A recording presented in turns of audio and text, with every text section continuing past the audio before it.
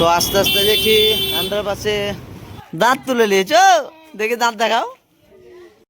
তো এই যে বন্ধুর কথা বলছিলাম তোমাদেরকে। So hey guys, good morning, welcome to my new blog. আজকে আবারও যাচ্ছি ব্যাংকে, দুদিন পর পর কাজ হয়নি। তো আজকে ব্যাংকে গিয়ে কাজটা আমাকে আগে করতে হবে, তাই মোটামুটি 15 মিনিট আগে চলে যাচ্ছি। এখন বাজে 9:45। সো এখন সোজা ব্যাংক যাবো, ব্যাংকের কাজ সেরে তারপরে তোমাদের সঙ্গে দেখা হচ্ছে। সো আমি ব্যাংক পৌঁছে গিয়েছি, আর কোনো রকম রিস্ক নিতে চাই না ভাই। 10 মিনিট আগে ব্যাংক পৌঁছেছি, ব্যাংকে এখন তালা মারা আছে, 10 মিনিট পর খুলবে। আজকে কোনো রকম আমি রিস্ক নিতেই চাই না, কারণ আজকে আমার কাজটা করতে হবে না তো বিশাল বড় সমস্যা হয়ে যাবে আর কি। তো দেখি কাজটা হয় কি, তারপরে তোমাদের সঙ্গে সব কিছু শেয়ার করা হবে, ভিডিওতে লেগে থাকো।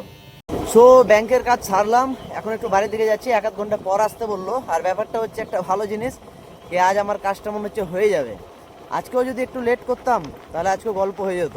লেট করলে হয়তো সেম আগের দিনের মতোই অবস্থা হতো আবার আমার। সো আজকে হয়ে যাবে মনে হচ্ছে, তো একটা ভালো দিক। এখন বাড়ি যাব, বাড়ি গিয়ে একটু কাজ কাম করে তখন আবার ব্যাংকের দিকে আসতে হবে।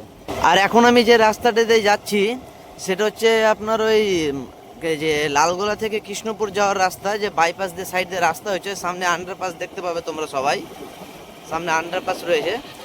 আর এটা হচ্ছে কৃষ্ণপুরের এই সাইডটা, মানে তোমার এই যে ডিএড কলেজ দেখতে পাচ্ছ সবাই, এই ডিএড কলেজের এই সাইডের বাইপাস রাস্তাটা আর কি। তো এখন সোজা চলে যাবো বাড়ির দিকে। তো আস্তে আস্তে দেখি আন্ডারপাসে লরি খারাপ হয়ে আটকে পড়ে আছে আর কি। সাইড দিয়ে এখন যাতায়াত করতে হবে টোটাল সবাইকে। কি হলো গো? ও কি কি দাঁত তুলে নিয়েছো, দেখি দাঁত দেখাও। এ বাবরে, দেখি দেখি দেখি। আচ্ছা, সকালে যেমন দেখলে আর ভাগ্নির দাঁত লড়ছিল, আর এই যে ব্যবস্থা হয়ে গিয়েছে নাকি? আরে কি করবা এটা? আচ্ছা, নানিমাকে দেখাবে।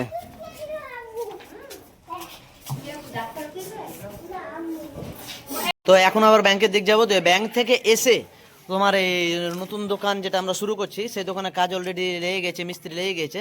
সেই দোকানের দিকে নিয়ে যাবো, তোমাদের সকলকে সেই দোকানের ভিজিটটা করাবো। তো ভিডিওতে লেগে থাকো, সব কিছু দেখতে পাবে। এখন আমি যাচ্ছি দোকানের দিকে, আর এত সুন্দর ভিউ ভিডিও না করে থাকতে পারলাম না।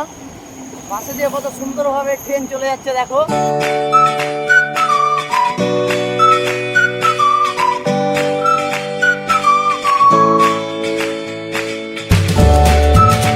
তো আমি এখন যে ভবানীপুর মোড়ে, আর আমার বন্ধু আসবে এখানে। তো আমার কোন বন্ধু আসবে আর দোকানটা এবার কেমন, চলো সব কিছু তোমাদেরকে এখন দেখাবো।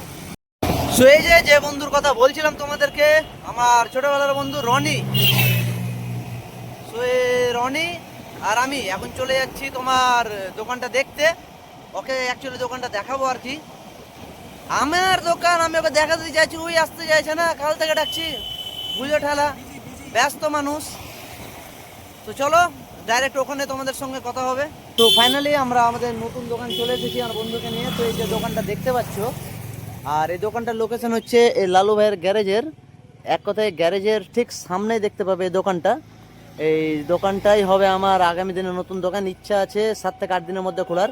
এই যে তোমরা দেখতে পাচ্ছ ওই দিক দিয়ে ভবানীপুর দিয়ে এসে ঠিক এই জায়গায়, আর এই সাইড চলে গেল দেওয়ানসরা মোড়।